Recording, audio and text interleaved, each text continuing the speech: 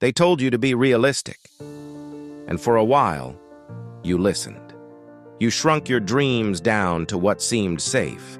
You traded passion for predictability. And every time you imagined something bigger, you heard that voice in your head whisper, "Let's not get carried away." But here's the truth. Getting carried away is exactly how anything meaningful ever starts. Being realistic feels smart, like you're making the adult choice. But most people confuse realism with fear dressed in logic. They stop themselves before they even try.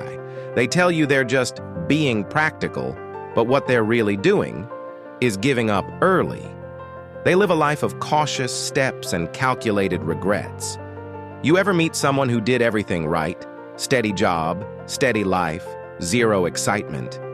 And yet, they're still deeply unsatisfied?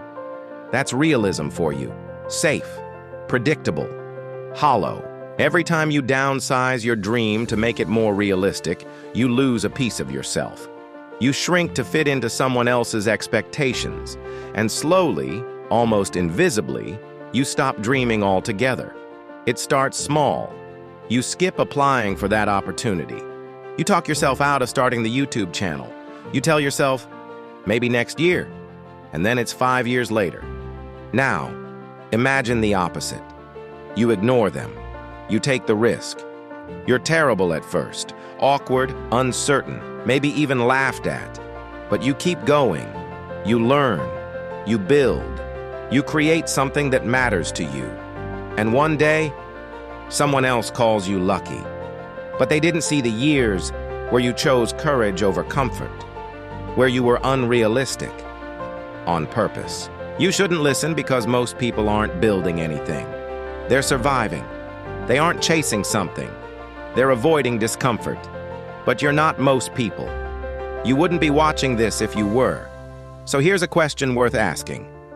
Would you rather fail trying something you love, or succeed doing something you secretly resent? Be honest. Remember that 10-year-old version of you? The one who thought everything was possible? You owe it to them not to surrender just because life got serious. They didn't dream of spreadsheets and traffic jams. They dreamt of adventure, of impact, of something bigger. Be unrealistic for them. Be brave for the version of you that still believes. Do you think the Wright brothers were realistic? That Oprah, Elon, or Steve Jobs played it safe? None of them had a roadmap. They had obsession, a gut feeling, and zero guarantees. Being realistic would have told them to quit. And if they had, the world would be smaller for it. What if your dream isn't ridiculous, just early?